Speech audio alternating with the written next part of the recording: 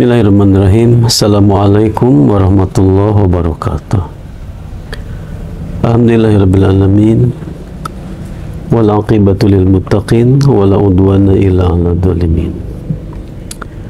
Alhamdulillah teman-teman sekalian, pada malam hari ini menyambung yang kemarin saya sampaikan tentang menyikapi fenomena yang viral saat ini, ya.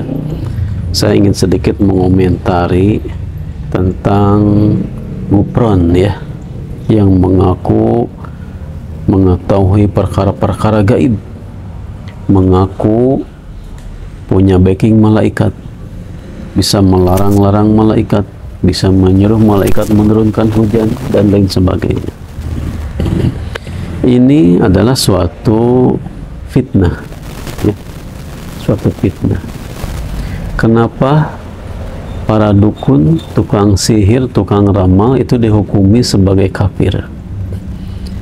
Masalahnya mereka mengaku-ngaku mengetahui masalah gaib. Yang masalah gaib ini tentu tidak diketahui oleh manusia.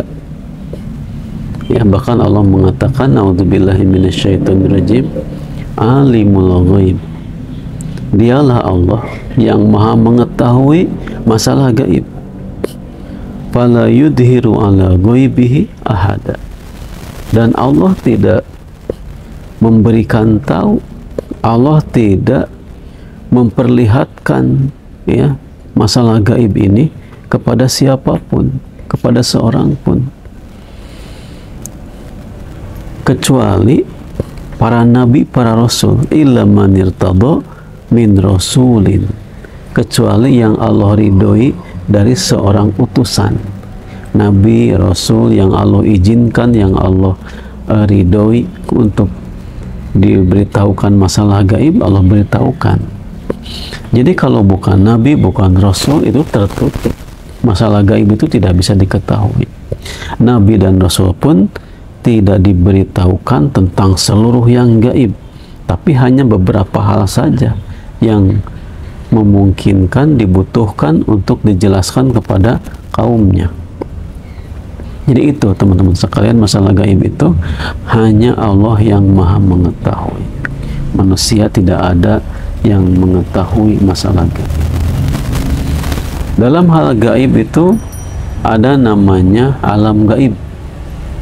Alam gaib itu ya seperti alam kubur, alam barzah, alam akhirat, itu alam gaib. Ada yang disebut makhluk gaib. Makhluk gaib itu seperti jin, ya, malaikat, itu makhluk gaib. Ada juga yang disebut peristiwa gaib.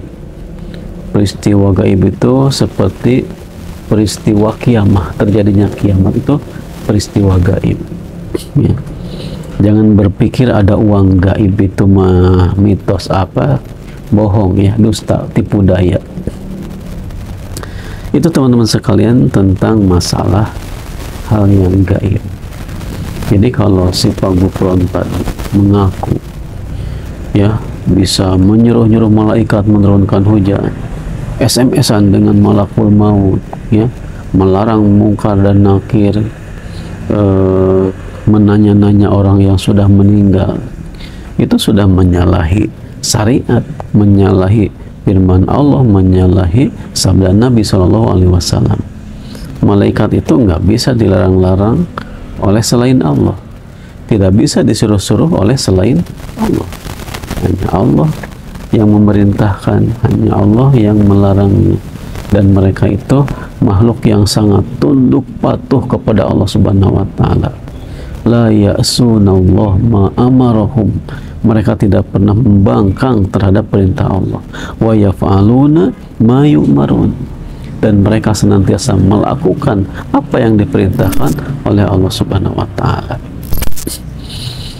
Kemudian yang terakhir saya lihat kemarin ada yang seorang ustadz mengatakan, kalau nanti di alam kubur ditanya man rabbuka, Gufron, itu udah menyalahi akidah, menyimpang jauh dari akidah yang Islam. Mengatakan Gufron sebagai Tuhan, ya jelas itu kesyirikan.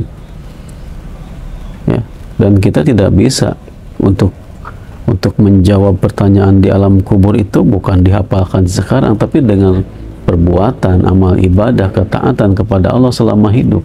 Itu yang akan membuat kita mampu menjawab pertanyaan di alam kubur. Bukan dihafalkan dari sekarang, apalagi hafalannya salah, sesat menyesatkan, nggak bisa. Ini ajaran-ajaran seperti ini akan senantiasa ada, teman-teman sekalian. Mungkin sampai hari kiamat pun akan ada, akan bermunculan orang-orang yang menyeru kepada kesesatan, ya. Tetapi kita sebagai umat Islam sudah ada panduannya, Al-Quran, Sunnah, dengan pemahaman para ulama, pemahaman para sahabat, tabi'in, tabi'ut tabi'in, ya, dan ulama-ulama yang terpercaya. Lan tadillu abada, tidak akan tersesat selamanya.